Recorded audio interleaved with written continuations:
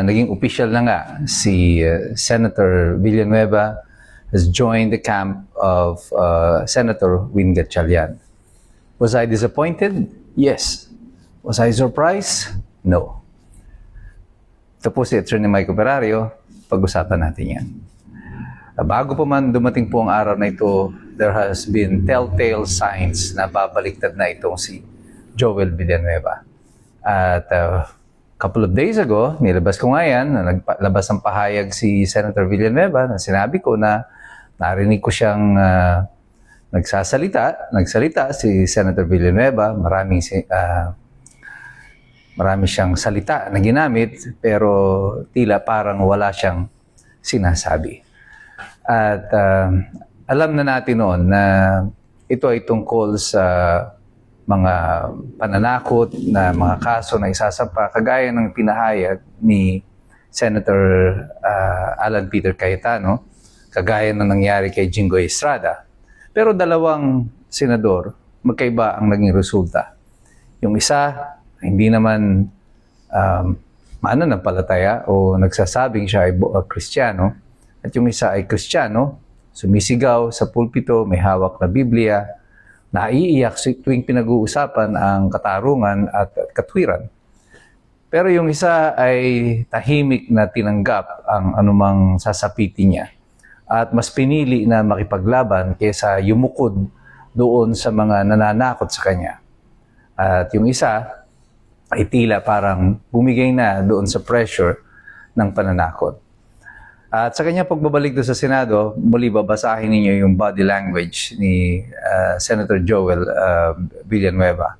Yung mga taong kumakamay sa kanya, parang imbis na maging masaya, ay parang nalungkot pa. Tingnan nyo yung mukha ni Kiko Pangilinan. Sabagay, lagi naman mukhang malungkot yun. Pero sana maisip ni Senator Villanueva na bawat tao na kumamay sa kanya, yumakap sa kanya, ngumiti doon, ay hindi niya totoong kaibigan. Kasi alam nila ang dahilan kung bakit siya naroroon. At sila rin ang dahilan kung bakit siya naroroon at bakit siya kailangan magpalit ng kanyang kampo.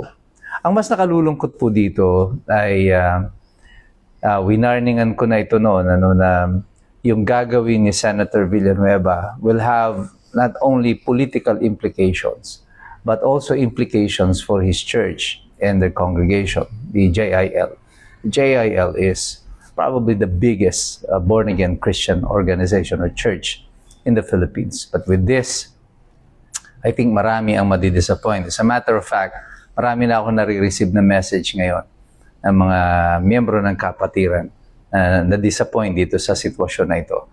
At meron din mga nag-message sa akin kahapon na sinasabi na mali daw ako na personal daw nilang nakausap si Senator Villanueva at inassure sila na hindi siya magpapalit ng kampo.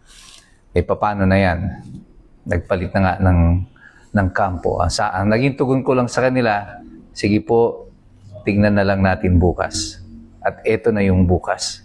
At hindi po tayo nagkamali. At hindi rin ako nagkamali doon sa magiging epekto nito. Marami tayong mga nabasang mga memes na yung JIL pinalitan na ng pangalan, may mga moniker na ilalagay kay Joel Villanueva, BBM is Lord, kaya ako nalulungkot doon kasi pati yung pangalan ng Panginoon ay nalagay sa katuya-tuyang sitwasyon. At ang naglagay sa Panginoon sa atin sa ganitong katatayuan ay yung pahayag mismo ni Joel Villanueva na sinasabi niya susundin niya ang konsensya at ang will ng Panginoon. Ngayon, nadamay pa ang Panginoon dito sa ginawa niya. Ngayon, ang excuse niya, kaya ako ginawa ito ang gusto ng Panginoon para sa kanya. Well, kung eventually ay mapapatunayan na kung magkaroon man ito ng kaso, paano ko mapatunayan na mayroon kang totoong partisipasyon doon sa katiwalian? Kasi may mga testigo na nagsasabi na ikaw ay may partisipasyon doon sa katiwalian. At sinasabi ng ombudsman na ikaw ay kakasuhan ng plunder. Halimbawa na lang, naganap yung pagkakaso sa iyo ng plunder at napatunayan na may kasalanan ka. Will pa ba ng Panginoon yon? Ikalawa, kung hindi naman ikaw masampahan ng kaso dahil sa paglipat mo ng kampo, will pa rin ba ng Panginoon yan na matabunan yung mga testigo laban sa iyo at yung kaso ng plunder ay mawala na dahil sa iyong paglipat ng kampo? Will pa ba yan ng Panginoon? And that is the bad thing about using the name of the Lord in your political decisions. Sana kung gagawa kayo ng desisyon na ganyan, tindigan nyo na lang yan base sa mga legal ninyong basyan. Okay lang yan kung ikaw ay nagkakalat ng salita ng Panginoon o ikaw ay gumaganap na yung misyon bilang isang pastor. You invoke the name of the Lord any time of the day. But every time that you make a political decision such as this, paglipat ng kampo at gagamitin yung pangalan ng Panginoon, gagawing excuse yan kasi itong will ng Panginoon, that is nothing short of blasphemy. At gagawa ka ng isang kasinungalingan, gagamitin mo pa yung pangalan ng ating Panginoon. That's why I've been asking for prayers since several days ago. Prayers for Senator Villanueva and prayers for the Villanueva family and also for the JIL. Marami po tayong mga kaibigan, mga kapatid na naglilingkod sa JIL. And I know many of them are disappointed. They are disappointed because alam naman ng lahat that if you take this arrangement with this administration, ang malinaw dyan ay tila meron kang pinagtatakpan na katiwalian. At sinasabi nila, mabuti pa si Jinggoy. Bagamat hindi nagpo-profess na siya ay Kristiyano o mananampalataya, na natili siyang matibay. Maraming mga pagwawangis din na ginagawa ang mga tao, kagaya nila Apostol Pablo at mga disipulo ng Panginoon. Halos lahat sila ay nakulong. They were persecuted for being Christians. And yet, they did not relent kasi nagtiwala sila sa gagawin ng Panginoon. Iyon ang totoong will ng Panginoon. And even if they died for their cause, sa pagkakalat nila ng salita ng Panginoon, ay tinanggap nila iyon ng maluwag. Many great leaders in the Philippines, many senators, ng panahon ng martial law ay mga nakulong. Kasama dyan sila Ninoy Aquino, si Nene Pimentel, sila Jovito Salonga, many others, sina Pepe Jocno, sina Chino Roses, and many other, sina Tanyada, many luminaries, na yung kanilang mga anak ngayon ay nakakampi dito ngayon sa administrasyon. But these are the gentlemen na dapat nating hangaan because in the face of threats against their personal security and liberty, they decided to stand their ground. Hindi po nagkaroon ng issue ng katiwalian ang mga senador, ang mga leader na binanggit ko noon. Sila po ay ikinulong dahil sa kanilang paniniwala. Pero ito kakaiba. Yung mga senador, inaakusahan ng kung ano-anong katiwalian ng pagnanakaw. Totoo yan o hindi, ibig sabihin nito, may dahilan kung bakit ikaw ay natatakot dahil merong isang senador na tinakot din pero hindi bumigay at hindi natakot. I just hope that the JIL will be able to survive through this and absorb this attack from the enemy. Hindi lamang po ang JIL ang under attack dito. It's the entire Christendom, institutions, churches. Nakikita ninyo yung paghahati-hati at kung papaano nawawalan ng moral ascendancy and authority ang mga simbahan sa panahon na ito sapagkat nai-involve ang mga leader nito sa mga katiwalian. But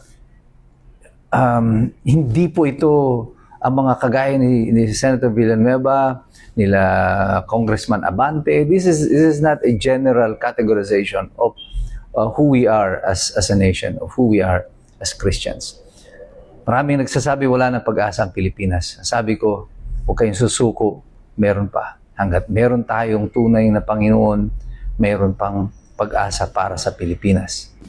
Bago pa man lumipat ng kampo itong sila Senator Chis Escudero at saka si Joey Villanueva, sinisiwalat na noon ni Senate President, the previous Senate President Alan Peter Cayetano, ang mga senador ay tinatakot kaya nila Jinggoy Estrada na sasampahan ng kaso, sina Joey Villanueva at posible din itong sina Chis Escudero na sinabi naman ng ombudsman na sasampahan nila ng kaso kasama nga si Romualdez, si Chis Escudero, tsaka itong si Joel Villanueva at saka si Jingo Estrada. Pero bakit si Jingo Estrada lang ang may kaso ngayon?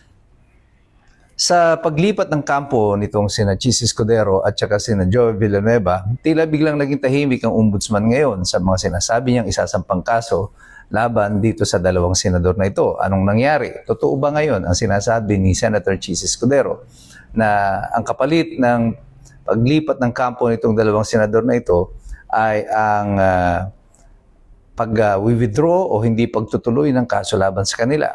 May problema ang ombudsman dito sapagkat ang mga pahayag nila Bryce Hernandez at saka ni Engineer Alcantara ay mga ebidensyang gagamitin din laban kay Senator Jinggoy Estrada. Kung hindi nila itutuloy ang kaso dito kay Joel Villanueva, bakit kailangan ituloy ang kaso kay Senator Jinggoy kung pareho naman ang pagmumulan ng kanilang mga ebidensya? Ang determinasyon ba kung sino ang isasampa ay exclusively dito lamang sa diskresyon ng ombudsman at hindi na nakabase sa kung anong ebidensya? Kung walang probable cause kay Joel Villanueva o kay Chis Escudero, mas malamang wala ring probable cause dito kay Jinggoy Estrada. Pero bakit si Jinggoy lang ang may kaso? Ngayon, pag ito ay hindi ninyo isinampa ang kaso kay Joel Villanueva at kay Chis Escudero, manangahulugan ito, totoo ang sinasabi ni Senator Alan Peter Cayetano.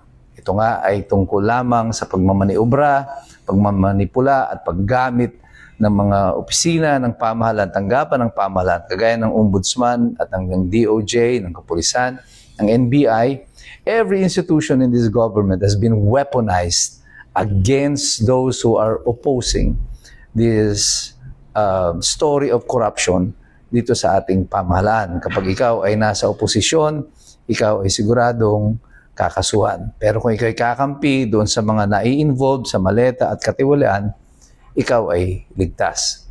Kaya sa panahon na ito, tanggap na namin, Senator Villanueva, na ikaw ay naandyan sa kabilang kampo. Chis Escudero, okay na yan. Diyan na kayo. Ang tanong lang, nasaan na yung kaso nyo? Yan ang tanong sa ombudsman. Nasaan na yung kaso ng mga taong ito? And then again, habang naririyan kayo, nasaan na yung kaso ni Romualdez? Nag-aabang pa rin ang taong bayan. Nag-aabang kami ng kasagutan. Hindi pwedeng puro bola-bola lang itong binibigay nyo sa amin.